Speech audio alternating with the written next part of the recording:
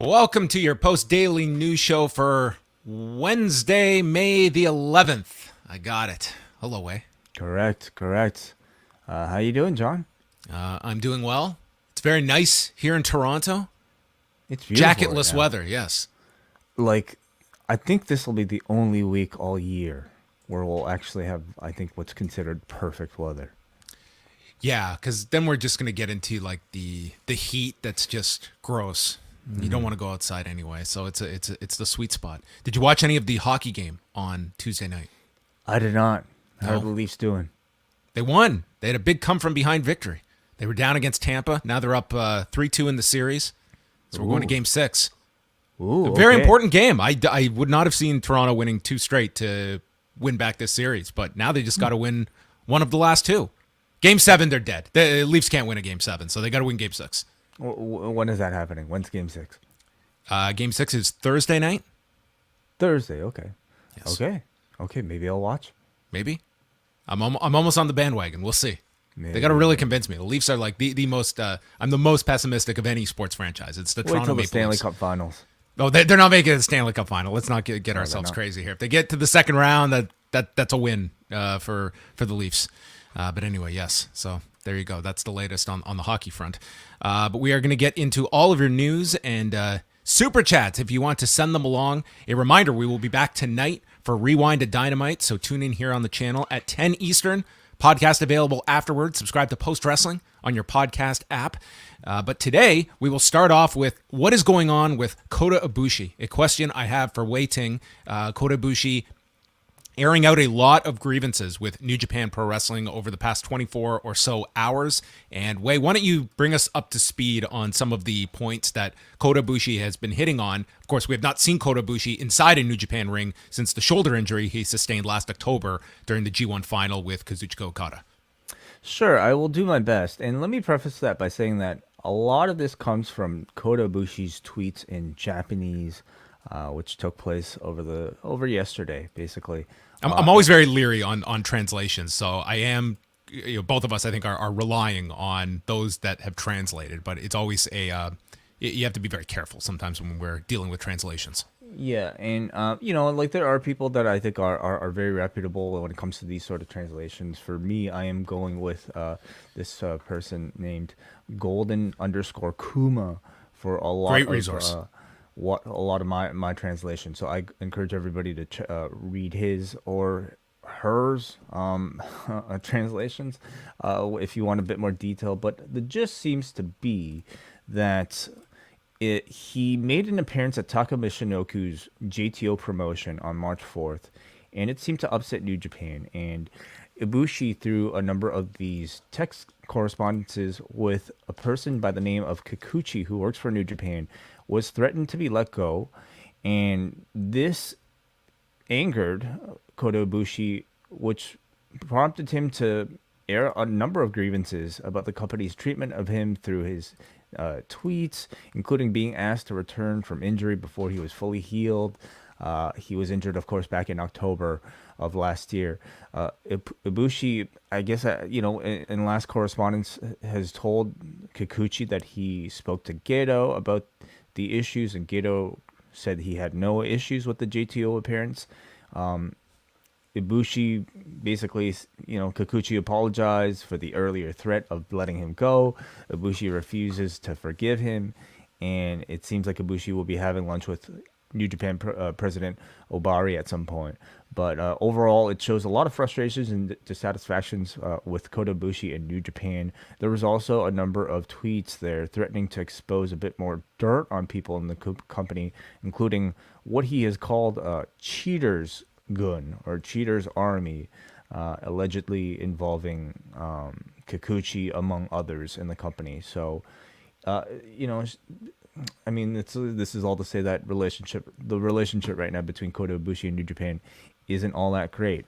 Voices of Wrestling also has some additional details on Kikuchi himself, who this person is, and a bit more details about how far back the dispute might have gone between Kota Ibushi and the company. So, yeah, that's about as much as we know. And again, we preface the fact that I don't speak Japanese. We're relying on translations and the great work of some people to piece all this together. Right. And I mean, we don't have to like dive into like, the exact phrasing and wording. Like we can see, the larger issue here. And that is that it's a very contentious one at the moment between Kota Ibushi and specifically Kikuchi. But, it's all of this being aired out publicly. You have to imagine that there's probably a lot of friction between those parties at the moment. And to me, unless there is an intermediary here that can, whether it be a Ghetto or an Obari that kind of steps in and can heal this relationship with Kota Ibushi, it seems like a very difficult one to piece back together once you have gone the public route and put out a lot of this that a company is not going to want one of its stars or anybody on their roster putting out in such a public forum. Will this be an untenable situation for both? To me, it's... we will see what the fallout of this is, but I mean, with Kota Ibushi, this is certainly going to push that relationship to the brink. It seems unusual, I have to say, to hear about something like this happening in Japan, at least having something like this happen in Japan and it making all the way, to North American audiences, because of course Kota Ibushi is a top star of theirs and somebody that I think, North American audiences are very interested in.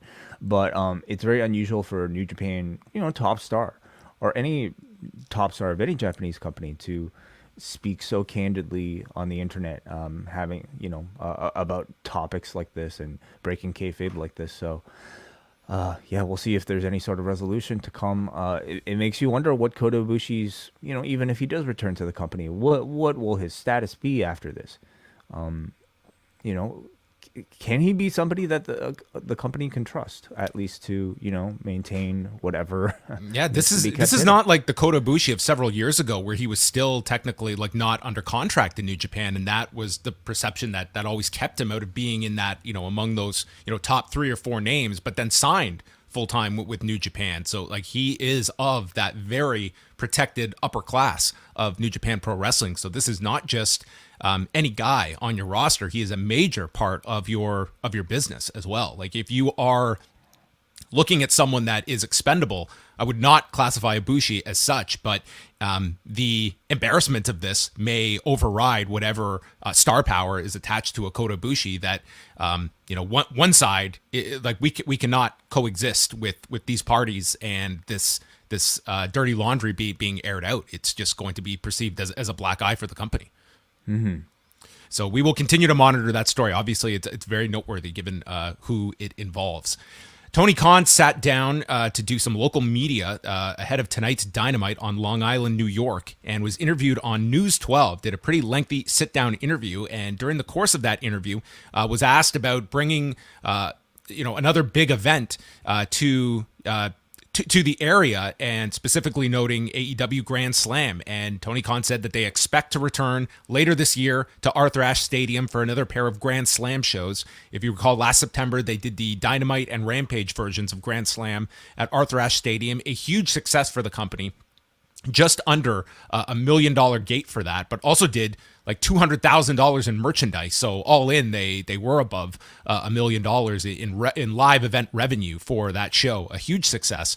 So it looks like, probably you target around the same time of the year. And that adds, when we're talking about the addition of the Forbidden Door pay-per-view, and you have Arthur Ashe, which is almost like a pay-per-view in terms of the amount of tickets sold. These are some big events on the horizon for AEW. Yeah. And I mean, I would say it's seemingly a successful formula, doing a big show in this particular market every single year. And in such a unique setting that is, AEW has cultivated Arthur Ashe Stadium. Like I like the idea that they have found kind of their place in the Northeast and not just going to your traditional venues in that area. Yeah.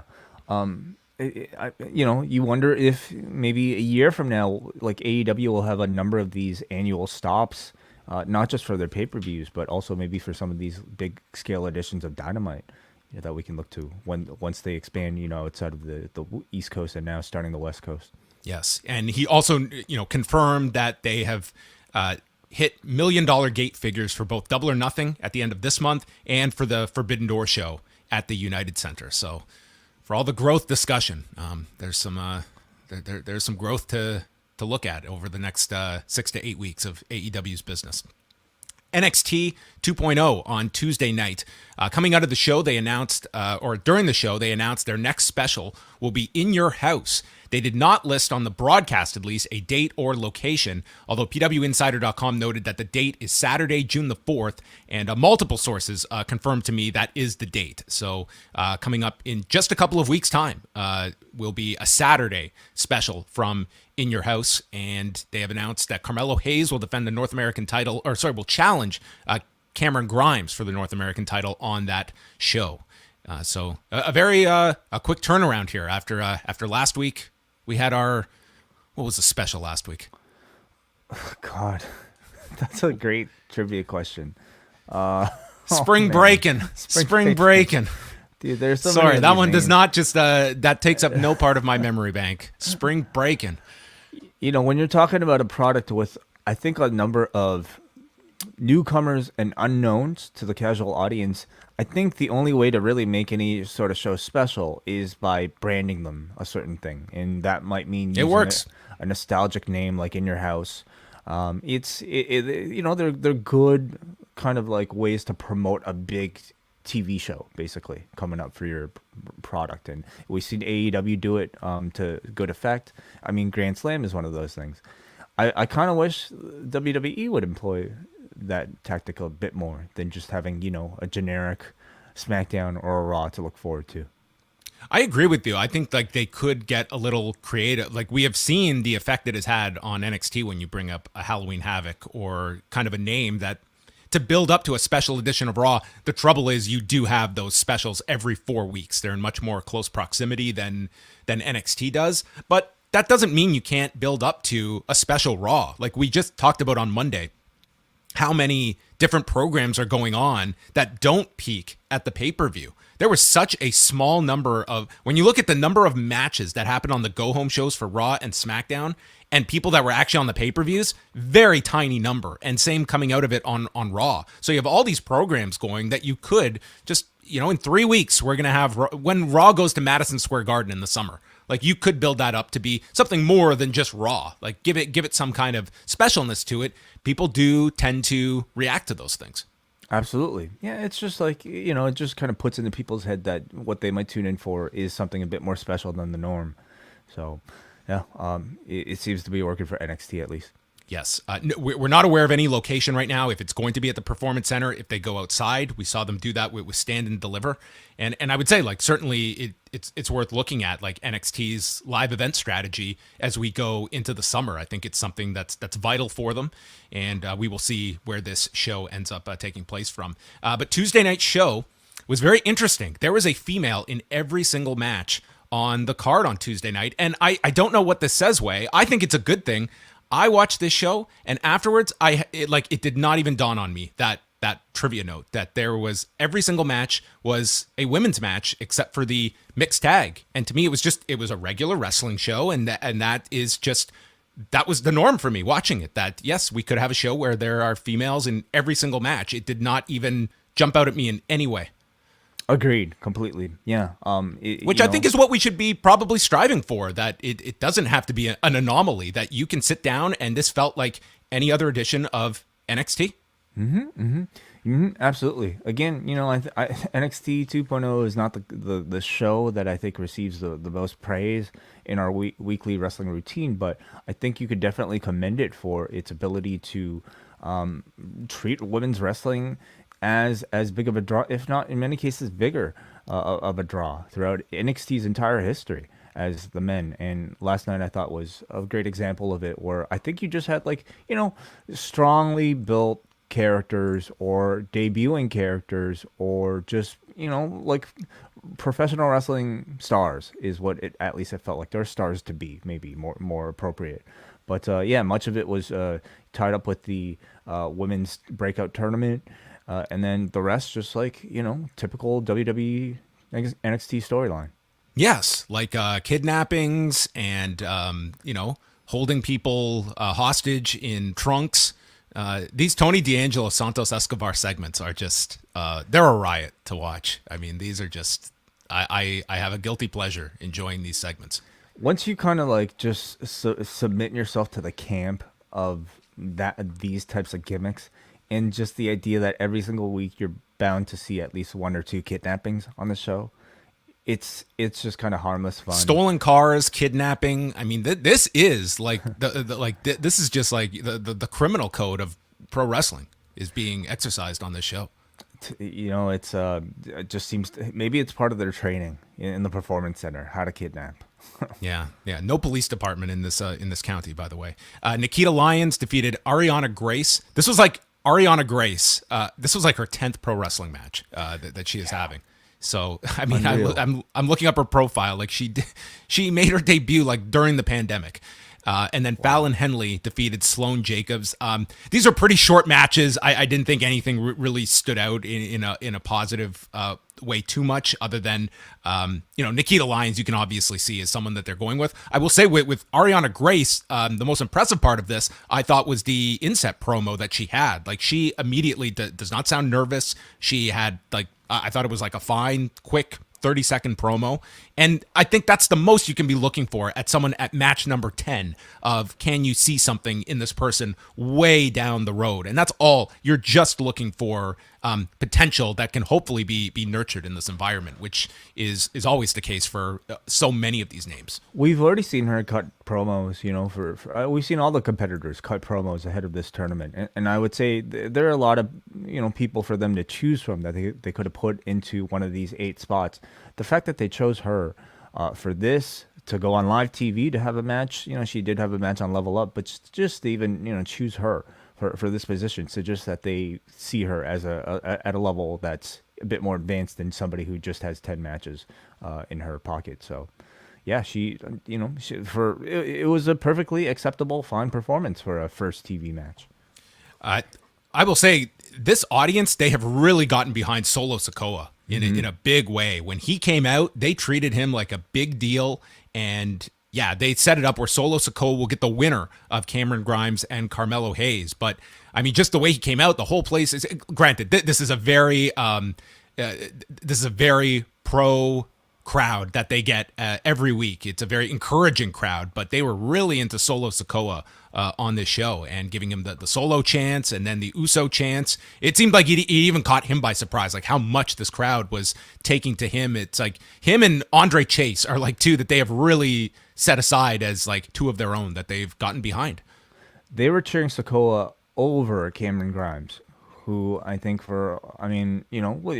really a babyface like through and through, in NXT. And I would say for many people, they would consider him a homegrown NXT gimmick at least.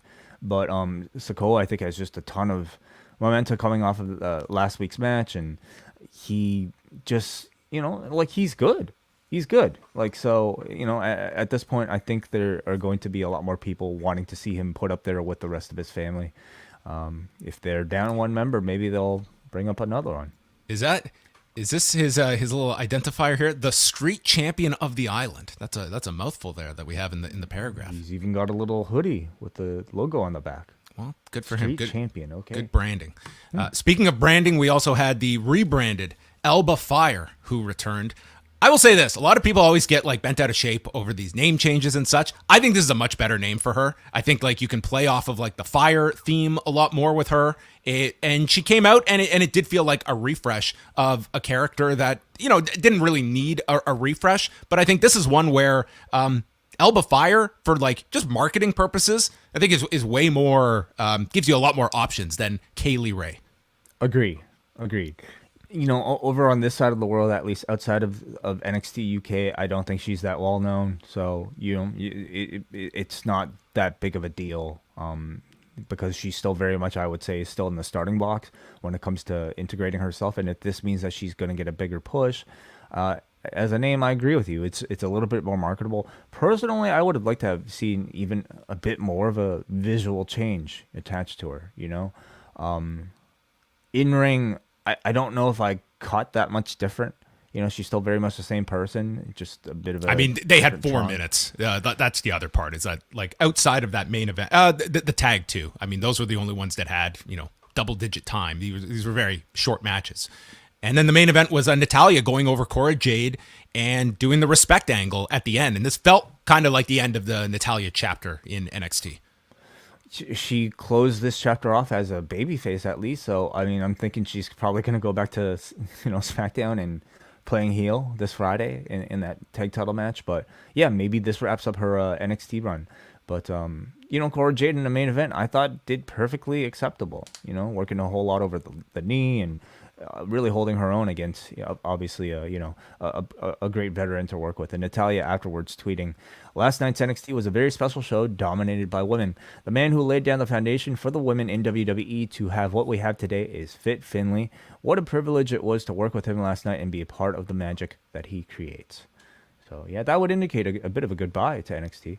That's what it sounded like. That's the way they kind of wrapped up the story with Kota Jade. And then next week, they've pretty much announced almost a full lineup. They're going to do a rematch with the Viking Raiders and the Creeds, while also introducing Damon Kemp as part of the Diamond Mine and continuing the friction between Roderick Strong with the Creeds, Santos Escobar against Tony D'Angelo, Wes Lee against Zion Quinn, Cameron Grimes and Solo Sikoa against Carmelo Hayes and Trick Williams. And then our breakout tournament matches, we'll see Roxanne Perez take on Kiana James, who has the formula down of how to beat all of her opponents. So we will see what the computer generates for a strategy against Roxanne Perez. And Lash Legend will take on Tatum Paxley. I wonder if Kiana James can give us a sense of how the show will perform next week. Maybe Kiana James should be on these quarterly calls for the the outlook for the next quarter and the next year. Maybe we can get some charts and graphs. That would be key. Yeah. Let's go into Raw numbers from Monday night. So they were up against the NBA, but they beat everything that was not NBA with 1,653,000 viewers, up in viewership and up 17% in the demo with 574,000 or a 0.44. So this was a rebound from the prior week, much like SmackDown, a big increase in 18 to 34. But they saw, sizable gains in 12 to 34, like across the board. They were up. They had a very good second hour, and in a rarity, in the demo at least, hour 3 beat hour 1. And that does not happen too often. And hour 3 was going against the Golden State game. So that was the top playoff game that topped all of cable on Monday night. So I haven't seen the quarter hour breakdowns, but you would have to attribute some of that increase in the third hour to their push for the Cody and Theory match. And in all their major demos, they were up in hour 3. So you did not see that decline. They were down only in 50 plus in the third hour. And that did bring down the overall viewership. But all your other demos, you saw increases from hour 1 to hour 3. In Canada, they were back on Sportsnet 360. And they jumped from 55,000 viewers on OLN last week to 176,000 this week on Raw. So there you have it, your Raw ratings report. So I guess a good sign that they were at this level, and it seemed like there was a bit of interest coming out of the pay-per-view, and maybe a bit for this third hour, and whether they continue this pattern of trying to promote a main event for hour 3. I hope so. Yeah, I think promoting anything for later on in the show, to me, makes for an overall better show. And really promoting anything ahead in general, I think makes for an overall better product. So maybe we'll get a bit more of that just in general with the show. Maybe they'll get so specific, like 10:14 p.m., you are going to get Alpha Academy against the Street Profits.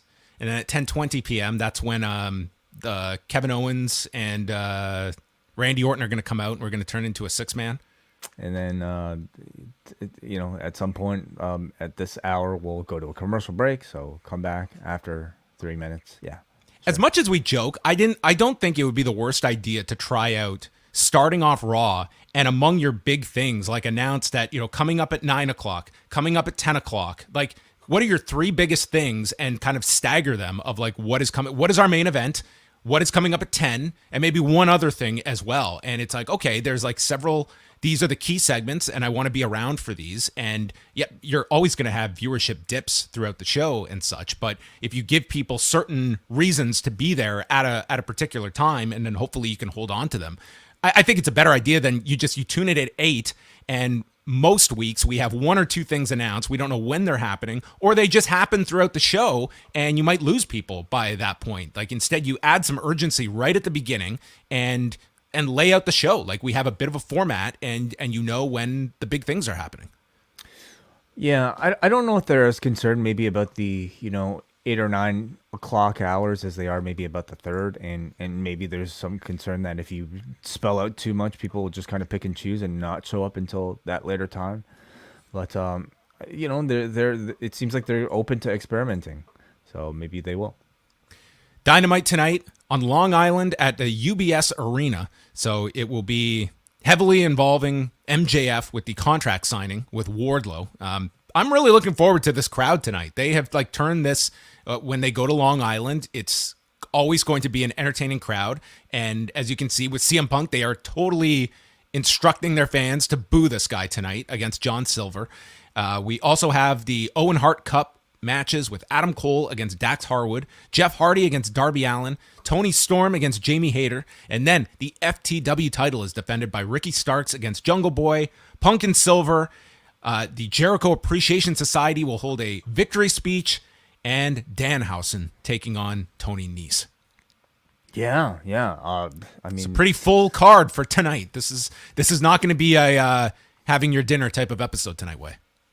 No, I'll probably have to eat before, or I might just have to, blend my meal and drink it when I watch the show. But yeah, maybe you can have a drink, but have the drink prepared by 8. Can't be going and getting a drink midway through the show. They just won't allow it. But there's a pretty strong lineup for tonight, I would say. But I'm most looking forward to just the crowd. Where do you see Cole and Dax going? Is that going to be our kind of our opening spot, or do you see that going late in the show? I can see Punk and Silver opening up, actually. Typically I think they like to put the biggest stars out there up front, and that would be CM Punk on this episode. What headlines this show? Do you think they could end with the contract signing? I don't think so. Maybe unless they have a big debut or big surprise or a big culmination coming out of it. I'm thinking they might end with Jeff Hardy versus Darby Allin. Potentially, yeah. So there you go. Not one show where you can say the clear cut main event. I certainly don't see our title match headlining this show. Mm-hmm. So there you go. Before we get out of here, I want to send a big thank you to Electron Blue 100, who sends $5 just to support. So thank you, Electron. So appreciate it. I was trying to come up with some Electron witty thing, but I did terrible in my science classes. I was science. I detested science. It was the worst subject. I had an awful teacher in high school. I had her twice, and by the end of it, I was just I was done. I got in grade 11. Okay, I missed a test because I had to have an operation from an injury, and so I missed a test. She gave me a 0 on the test. You know what a 0 does to your average? It hurts. Kills it. Yeah. You know how Raw would perform if they got 0 viewers next week, how that would affect their viewership average. So I come back, I get a doctor's note. She says, too late. You're getting a 0. I was livid, dude. I was absolutely livid. It cost me 8% in my overall mark for a legitimate reason to miss. Wow, that is. And this was a surprise test. It was you think I have I can tell the future that you were gonna have a test on the day I missed. That's bullshit. The worst. Just the worst. Well, you ended up fine, John. Thankfully, I mean, at least that 8% probably didn't harm you too much by this point in your life. I was done. No more science after grade 11. I was free of it. What could have been? We could be talking to some sort of rocket scientist here. Definitely Surgeon, not. maybe. Trust me. My mark was not high to begin with, though that 0 was critical. I would be mad too if that happened to me. Hey, we also go to Sam Banks, who sends $5 to support. Thank you so much, Sam. He says, I wish WWE would do an alternate universe week where everything was completely different and upside down. It would be really fun. I don't know what this means. That used to be going to Toronto, and they get really mad and they complain about the crowd for 2 hours. It was wonderful. Yeah, I don't know how. You mean? Does he mean people would don different gimmicks all throughout the night? All the villains would play heels and the heels would play villains under different names, maybe. Yeah, that sounds like an awful idea, but I do like the idea of tonight where you do take some characters that are going to have polar opposite reactions for 1 week. And I think when you go into that, you can either fight it Or you can just go with it for 1 week. Like, if Wardlow gets booed out of the building tonight, which he probably will, it's not going to impact his popularity. He's going to be just as over next week. But instead of like trying to go out of your way to get a reaction that is not organic to this crowd, let's just run with it. Let's have a cool night where it's going to be fun to live vicariously through the crowd that is going to boo CM Punk, that's going to boo Wardlow, and they're going to shower MJF with praise. And then we go back to normal next week in Houston. It makes every one of these episodes somewhat different. You know, it's like when we're looking at sports, when this team happens to play in this field, things might be a little different. You know, in F1, when they happen to be racing in one track, one team might have an advantage versus another team's whose car might not be as good at straights, for instance. So can I tell you who my current favorite driver is? As I give you the timestamp that I am at I'm going into episode 4 of season 3. Valtteri Bottas.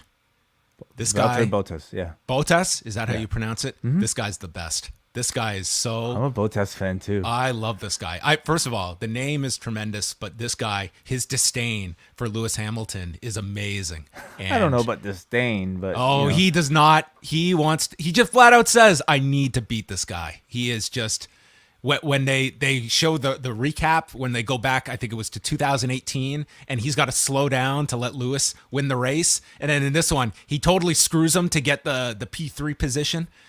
It's just tremendous drama. This guy is just the best. And then he's just, maybe it was a tactic. Maybe that's just the way things happen. Like, he's so smug about it too.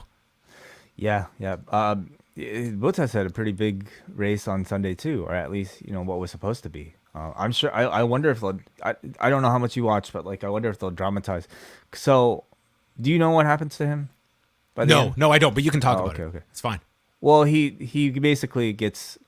There's big drama about whether or not he gets kept on the team. Versus I know he's not with Mercedes anymore. So they end up choosing a younger guy named George Russell to replace his spot. He's great. He's one of my favorite drivers. George Russell is great too. But man, poor Valtteri Bottas. You how many years do you play second fiddle to Lewis Hamilton? You're nothing but a good soldier. And then they're just like, sorry, we're going with a younger guy. And he's racing, and Mercedes, as you might know, has been having issues this season. Oh, yeah. So Bottas ended up out qualifying Lewis Hamilton. I love when that happens. Sunday's race. And for the most part, throughout the entire race, was leading both Hamilton and Russell, I believe. He was placed 5th.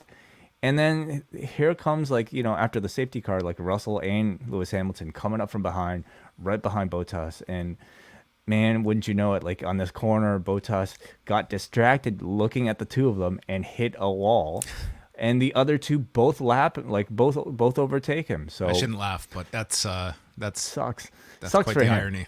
Yeah, no, it's funny. Well, it's amusing. There's a lot of drama, and I imagine they'll dramatize the shit out of that moment too next season on Drive to Survive. But hey, there's plenty of F1 talk, and I want to thank somebody else here, John Pittman, who earlier stepped into the chat room and gave us a whole wall of text talking about the importance of watching qualifying rounds before F1 matches. So thank you so much for the education, John. I will take the time to read everything that you wrote.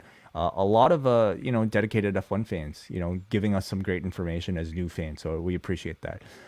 One last, I really believe, Wade. I'm not saying we were ahead of the curve, but I mean, with this peak of this Miami Grand Prix, actually, John, we're not ahead at all. Listen, I listen to a ton of sports media and business podcasts. Dude, they're all now starting to focus on F1 ratings, and this is all a recent development of the past week because of this Miami race. And now everyone is really paying attention to it. They're talking about the media rights this year of what they're going to be able to get and such. And I'm not saying we were way ahead, but I'd say we had a solid 4-week jump on this. But perhaps maybe in the wrestling podcasting space. Okay, I'll give you that. Huge. It's huge. We're going to transition fully out of this wrestling stuff by the end of the year. But I mean, as far as the mainstream goes, it to me, it's pretty evident that we're one of many people who are just recently catching on. But yeah, we go to one last super chat here from Ibby, who sends a £5 super chat. Thank you so much for the support. He asks, "Do you think we'll see Punk on the mic keep being respectful towards Hangman or bite back? Will they both go into the match as pricks?" The battle of the pricks at Double or Nothing. I'm really interested to see how they do this tonight because you had Hangman come out and do the heel promo last week. Tonight, Punk is going to be 100% heel. So I think you could certainly have a case where tonight Punk is the heel and Hangman is received as a babyface because of his opposition to Punk. And you're just going to continue to kind of go through this balance of it's essentially two babyfaces having a match, but both are going to be getting like heel reactions in the lead up to this match. I think this is a really great main event for Double or Nothing. I think you have the intrigue of arguing back and forth of who should come out with the title because there are arguments for either side. You're going to get some tremendous promos based off of what we got last week and what we'll probably see from Punk tonight.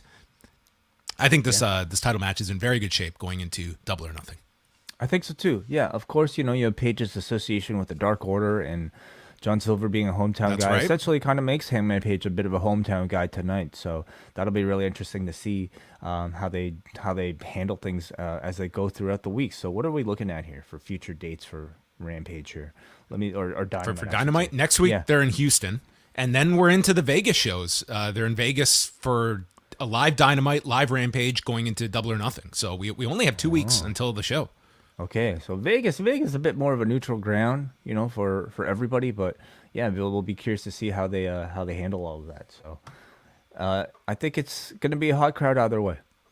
All right, so we're back tonight. Rewind to Dynamite. You can go catch Up Next from Tuesday with Braden Davey, providing an extensive rundown of NXT 2.0 from Tuesday night as well. Doctor Strange review with WH Park and Wai Ting is up, and along with John Cena. For postwrestlingcafe.com members, you can go listen to that now.